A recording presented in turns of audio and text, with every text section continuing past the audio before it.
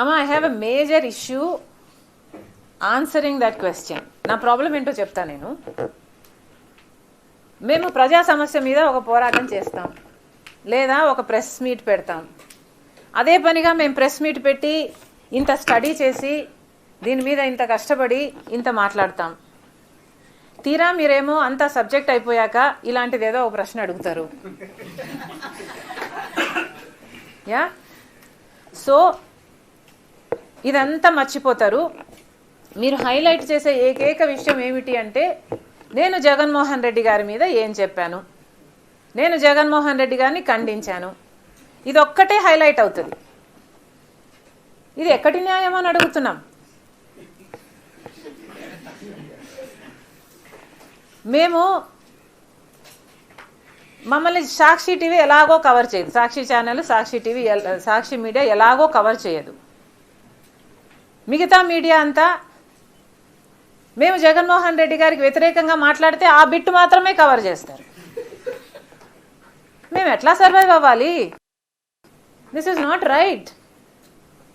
మీరు అడిగిన ప్రశ్నలకు నేను సమాధానం ఇస్తా, బట్ మీరు కూడా you should have the courtesy to highlight the issues of the public also. ఎందుకు చెప్తున్నానంటే, ఇవి పబ్లిక్ ఇష్యూస్ నేను మాట్లాడుతున్నది. ఇక్కడ అదాని జగన్మోహన్ రెడ్డి గారికి లంచం ఇస్తే నాకు పైసా రాలేదు.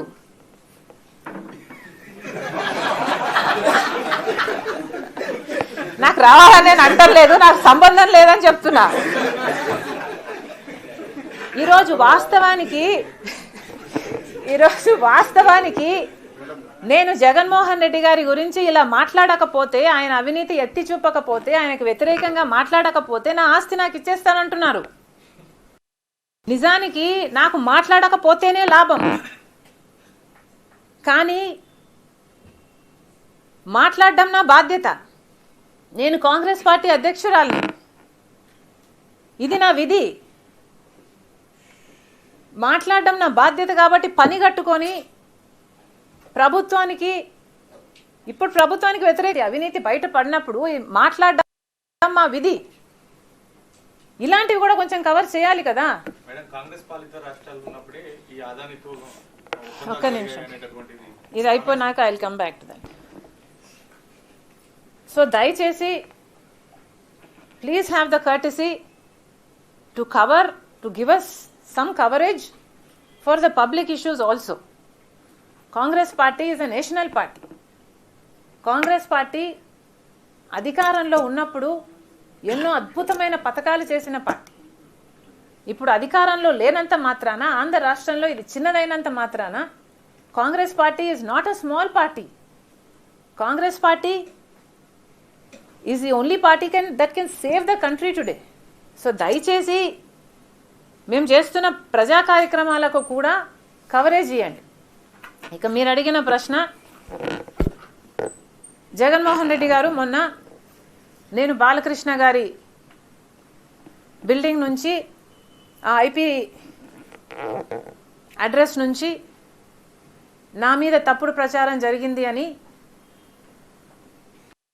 కేసు పెట్టాను, కావాలంటే నా మాటల్లోనే వినండి అని జగన్మోహన్ రెడ్డి గారు చాలా ఎంటర్టైనింగ్గా ఒక వీడియో క్లిప్పుని కూడా అందరికీ చూపించడం జరిగింది. చాలా సంతోషం. కానీ జగన్మోహన్ రెడ్డి గారు, మీకు నిజంగానే చెల్లెల మీద ప్రేమ ఉండుంటే, మీకు బాలకృష్ణ గారో లేక బాలకృష్ణ బిల్డింగ్ ఐపీ అడ్రస్ నుంచో మీ చెల్లెల మీద తప్పుడు ప్రచారం జరిగింది అని మీరు నమ్మింటే, మీకు తెలుసుంటే, మరి మీరు 5 సంవత్సరాలు ముఖ్యమంత్రిగా ఉన్నారు కదా. ఆ ఇష్యూ జరిగిన తర్వాత 5 సంవత్సరాలు మీరు ముఖ్యమంత్రిగా ఉండి ఏం గాడిదలు కాశారండి? ఎందుకు ఎంక్వైరీ వేయలేదు బాలకృష్ణ మీద? మీరు ఇప్పుడు చెల్లెల మీద ప్రేమ ఉన్నట్టు మీరు మాట్లాడుతున్నారే. మీకు నిజంగానే చెల్లెల మీద ప్రేమ ఉంటే, ఏ ఇష్యూ అయితే బాలకృష్ణ బిల్డింగ్ నుంచి అప్పుడు జరిగిందో, ప్రభాస్కు నాకు సంబంధం ఉంది అని, అదే ఇష్యూని గత 5 సంవత్సరాలలో మీ సైతాన్ సైన్యం మీ సోషల్ మీడియాలో మీరు వాడుకోలేదా? నేను ఏ రోజైతే కేసు పెట్టానో ఇలా జరిగింది, నా మీద తప్పుడు ప్రచారం జరుగుతుంది అని ఏ రోజైతే కేసు పెట్టానో ఆ రోజే నేను ప్రభాస్ అన్న వ్యక్తిని ఇంతవరకు చూడలేదు అని చెప్పాను. ఈ రోజుటికి కూడా నాకు ప్రభాస్ అంటే ఎవడో తెలియదు. ఈ రోజుటికి కూడా చెప్తున్నా, ఆ రోజు ప్రమాణం చేశాను నా బిడ్డల మీద నాకు సంబంధం లేదు ఆయనతో అని. ఈ రోజు మళ్ళీ చేయడానికి కూడా చెప్తున్నా నాకు సంబంధం లేదు ఆయనతో. నా బిడ్డల మీద ప్రమాణం చేసి చెప్తున్నా. జగన్మోహన్ రెడ్డి గారికి ఇవన్నీ తెలిసి కూడా నాకు క్యారెక్టర్ లేనట్టు, నాకు ఆయనతో సంబంధం ఉన్నట్టు గత 5 సంవత్సరాలలో మీ సైతాన్ సైన్యం చేత ప్రాపగాండా చేయించలేదా? మీకా చెల్లెల మీద ప్రేమ ఉన్నది, సిగ్గుండాలి కదా.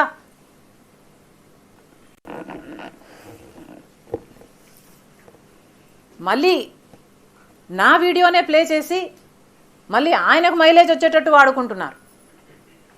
అంటే నా వీడియో పనికొస్తుందన్నా మీరు వాడేసుకుంటారు. సో మీరు చెల్లెల్ని వాడేసుకుంటారు, మీరు తల్లి మీద కేసైనా పెడతారు, మీరు నాన్న పేరుని సిబిఐ ఛార్జ్ షీట్లో అయినా చేర్పిస్తారు.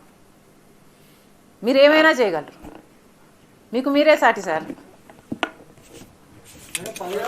అదాని మీద ఏమో అక్రమం అంటే విచారణ జరగలేదు, అందరూ వాళ్ళ వైపు ఉన్నారంటారు.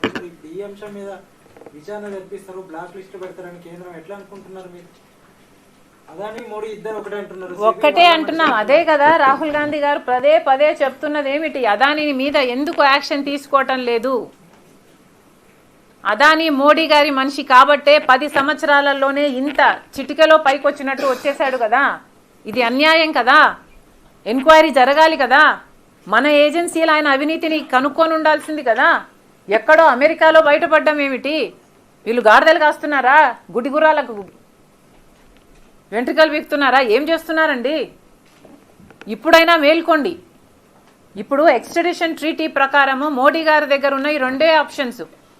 ఒకటి, either he has to extradite him, అంటే అదానీ గారిని అక్కడికి పంపించేయాలి ఎంక్వైరీ కోసం, or he has to prosecute him here, లేదా ఇక్కడైనా ప్రాసిక్యూట్ చేయాలి.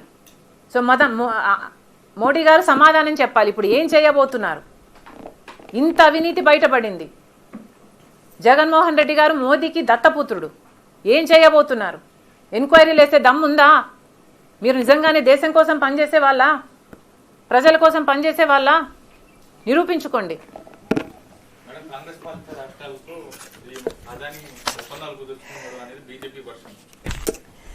అమ్మా, అదాని 2100 కోట్లు అనుకుంటా. ఇప్పుడు కాంగ్రెస్ పార్టీ కనీసం 4 రాష్ట్రాలలో లేనే లేదు. రాజస్థాన్లో అయినా ఇంకో చోటైనా ఇదే సోలార్ పవర్ అగ్రిమెంట్లు అదాని కుదుర్చుకున్నాడు ఇంతకు ముందే. ఇది గోబల్స్ ప్రచారం కాకపోతే ఏమి?